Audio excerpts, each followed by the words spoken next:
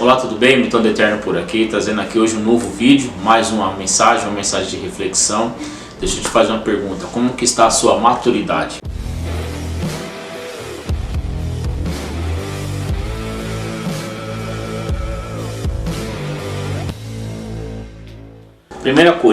Na carta de 1 Coríntios, no capítulo 13, no verso 11, olha o que o apóstolo Paulo diz: quando eu era menino, falava como um menino, sentia como um menino, pensava como um menino. Quando cheguei a ser homem, desisti das coisas próprias de menino. Então, o apóstolo Paulo está falando aqui de um tempo novo para a sua vida e para a minha vida, que é o tempo da maturidade. E ele dá esse exemplo: quando nós somos meninos, fazemos coisas de meninos, falamos como meninos, pensamos como meninos. Mas quando chegamos a ser homem, nós acabamos desistindo dessas coisas próprias de menino, passamos a ter, como o caso do bebê, ele começa com alimentos simples, com a papinha, com leite materno, mas depois, conforme a sua evolução, o seu crescimento, ele começa a se alimentar do alimento mais sólido, os dentes vêm a nascer, ele já começam a frutinha e aí por diante.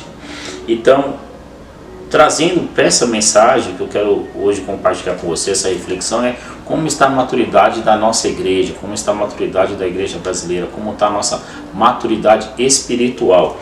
E para ajudar a nós pensarmos de novo sobre isso, eu vou aqui ler Efésios capítulo 5, verso 15 e 16, que diz o seguinte, olha só: portanto, tenham cuidado com a maneira como vocês vivem, e vivam não como tolos, mas como sábios. E aí no verso 16 ele diz: aproveitando bem o tempo, porque os dias são maus.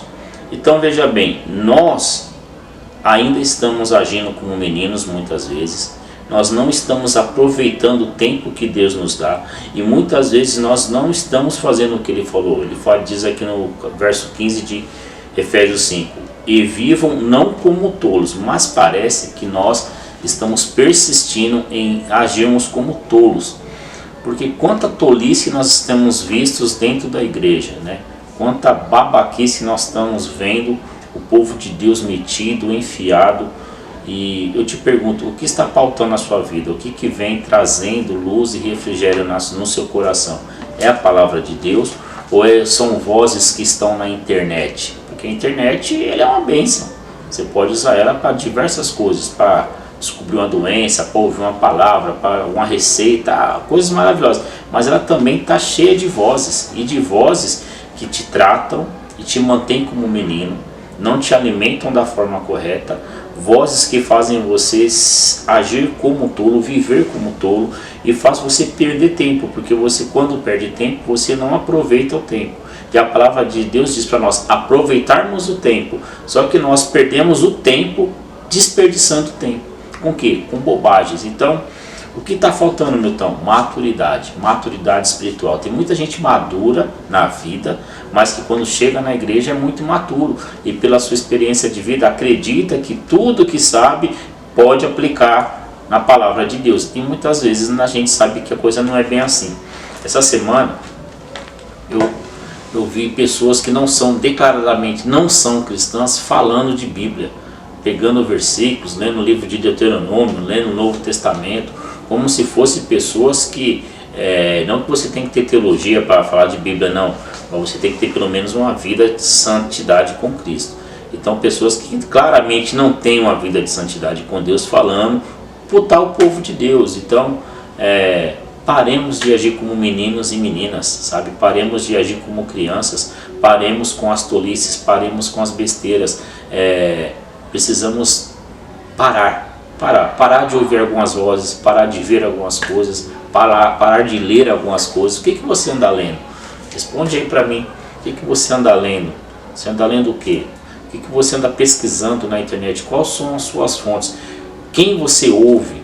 É seguro a fonte que você ouve? De onde vêm os estudos que você procura na internet? Então as pessoas estão se perdendo. Então uma grande notícia bomba, e é o povo de Deus, que é um povo para ser santo, separado, ele fica enfiado em um monte de tolice, um monte de bobagem, perdendo tempo onde nós poderíamos estar fazendo a vontade de Deus. Então o que falta é maturidade espiritual para a liderança da igreja brasileira. Chega de eventos, vamos pôr em prática aquilo que nós estamos aprendendo, vamos pôr em prática o Evangelho de Cristo Jesus, vamos pôr em prática o amor aos órfãos e às viúvas, vamos pôr em prática as altas contas que as igrejas têm, o dinheiro fica lá guardado para construir um novo templo, vamos pôr em prática as coisas e pôr o Evangelho de Jesus às claras. As pessoas estão cansadas, tem pessoas magoadas, chateadas com uma suposta igreja, mas essa igreja não é a igreja de Cristo. A igreja de Cristo não é a igreja que traz morte, que traz divisão. A igreja de Cristo é uma igreja pura, imaculada, que sofre, que luta, mas que anda na verdade e na justiça do Evangelho.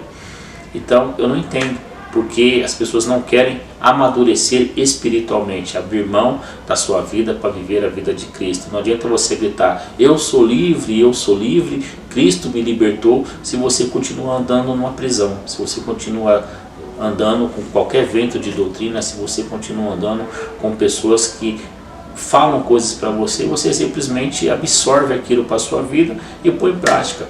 Deus é bom, o tempo todo Deus é bom, mas Deus é justo.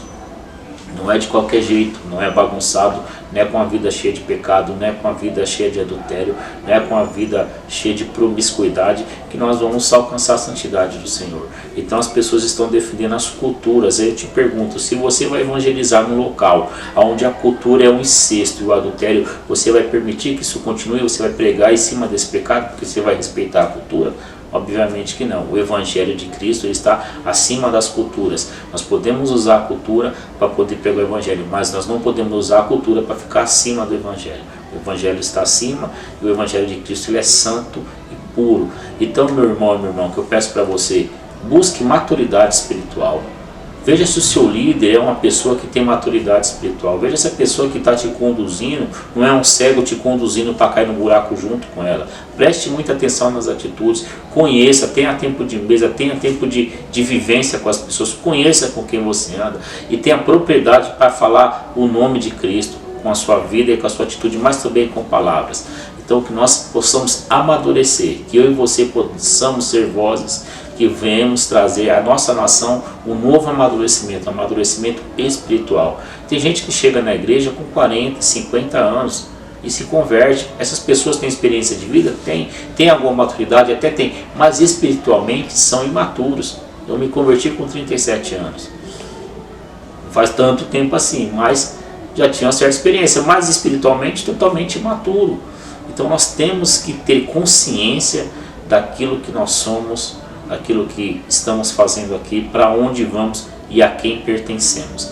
Então que Deus abençoe sua vida, que esse vídeo possa trazer maturidade para a sua vida, que você possa amadurecer espiritualmente aqui, ó.